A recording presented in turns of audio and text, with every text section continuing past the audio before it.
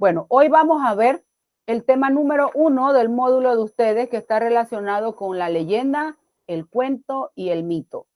Para que tengan claro, los tres son textos narrativos que van desarrollando una historia o una temática de manera progresiva. Vamos a ver cuáles son las características de la leyenda. Dice que es una narración literaria que se refiere a la vida de personajes que pueden ser imaginarios, que van desarrollando una historia. Hay elementos sobrenaturales, maravillosos, misteriosos y fantásticos dentro de la leyenda. También de la leyenda podemos decir que surge por la necesidad que tiene el hombre de explicarse ciertos acontecimientos o fenómenos que no se pueden comprender, o que en un momento determinado se dio una situación y ellos buscan la recreación de ese acontecimiento y se forma lo que es la leyenda. Con base en el contenido, hay distintos tipos de leyenda. La leyenda etiológica, que son los que están enfocados específicamente en aclarar el origen de los elementos inherentes a la naturaleza, como los ríos, los lagos, las montañas. O sea, cómo se formaron esos elementos de la naturaleza. Las leyendas escatológicas son todas aquellas leyendas que su tema habla de las creencias y las doctrinas referentes a la ultratumba. También están las leyendas históricas y clásicas que tienen como punto de partida hacer referencia a las historias de la humanidad. Las leyendas míticas utilizan los seres y las fuerzas sobrenaturales para explicar ciertos fenómenos que rodean al hombre y que están en la tierra. Las leyendas religiosas son historias de justos y pecadores, hablan de demonios, hablan de la vida de santos, y eso se va transmitiendo de generación en generación. Y las leyendas urbanas, que son un poco más modernas, se basan en personajes urbanos, como lo dice su nombre, pero ocurren en ciudades o pueblos que nosotros conocemos. También, para hacer un recuento de lo que es la leyenda, es de tradición oral, igual que el mito, igual que el cuento. Son de carácter anónimo, como ya les había dicho anteriormente. Ellas no tienen un autor determinado, puesto que son de tradición oral y van de pueblo en pueblo. Narra sucesos desconocidos e inexplicables de tiempos pasados, con lugares que en algún momento usted los puede recrear y pueden ser reales. Tienen una mezcla de realidad y ficción. Como ya dije, se transmite de generación en generación y es de creación colectiva. Al ser de generación en generación, cada generación va poniéndole o agregándole situaciones extras, o en algunos momentos también le pueden quitar datos importantes que van a desarrollar o que van a permitir la continuidad de esa leyenda. Como es un género narrativo, tiene elementos fundamentales que debemos conocer: el narrador, el personaje, el tiempo donde se desarrolla y la acción. Y ahí presenta pues cada una de las definiciones que tiene que ver con cada uno de ellos. Es más, el narrador siempre está escrito en tercera persona. En los personajes ahí dice que tiene dioses, seres sobrenaturales, el tiempo, tiempo pasado, y la acción, ahí aparece la definición. Vamos a ver entonces qué es el cuento, que también es un género narrativo. ¿Por qué? Porque va contando una historia. El cuento proviene del latín computus, cuyo significado es cálculo, enumeración. Tiene como característica que es un relato breve, igual que la leyenda, que es un relato breve, escrito en prosa.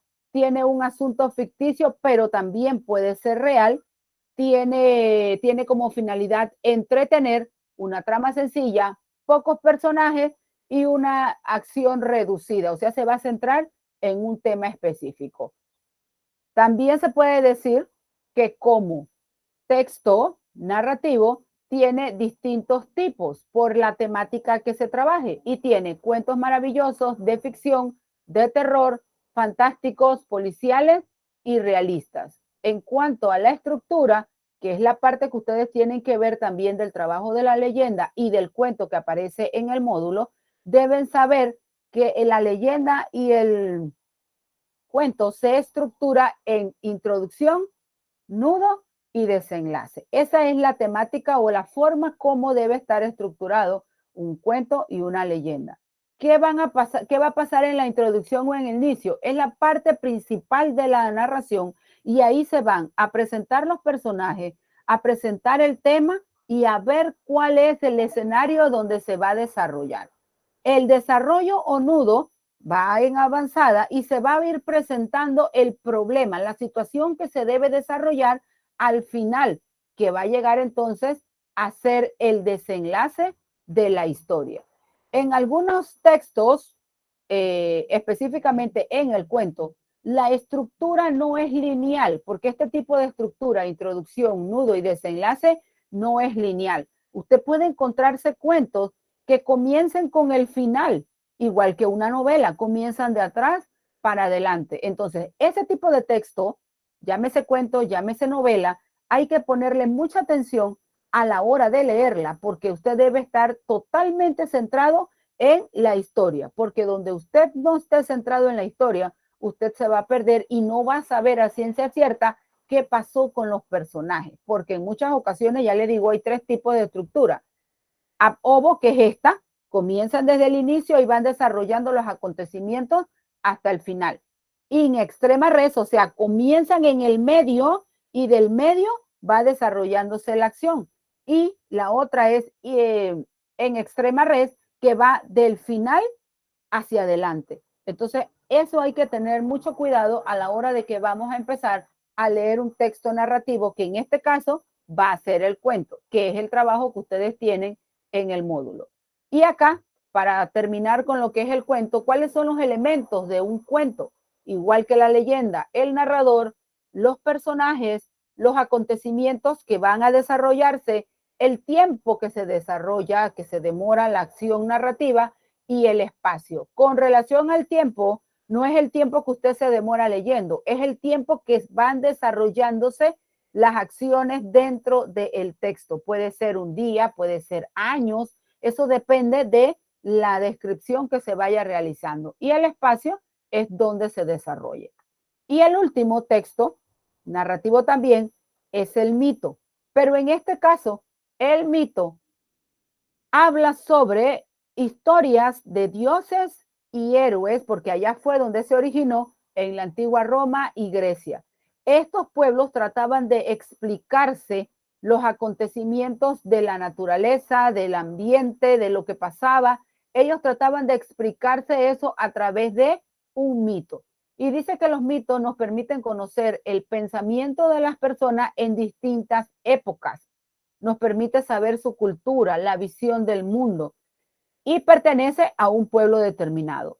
Sus personajes son dioses, héroes mitológicos, y aquí aparecen una serie de numeraciones como Pegaso, Minotauro, ninfas, medusas, unicornios, cíclopes, que son los personajes que van a aparecer dentro de ese tipo de texto. Después vamos a ver entonces que los personajes tienen ciertas funciones dentro de los mitos. El Zeus, Afrodita y Cronos. Zeus es el dios de los dioses, Afrodita es el dios del amor, Cronos es el dios del tiempo. Entonces ellos van a representar, van a tener una representación, una función dentro del mito. Posteriormente, entonces, vamos a ver también cuáles son los elementos de los constitutivos de un mito, igual que el cuento, igual que la leyenda. Tiene un narrador, los personajes, tiene un tiempo determinado y una acción que se va a desarrollar. ¿Cuál es la principal diferencia entre la leyenda y los mitos? El tipo de personajes que se van a presentar. Y aquí aparecen algunos de los personajes mitológicos. Vamos a hablar de la señora Medusa. Dice que Medusa era un ser mitológico que fue castigada por la diosa Atenea y transformó sus cabellos en serpientes. Todo aquel que miraba a Medusa se convertía en piedra.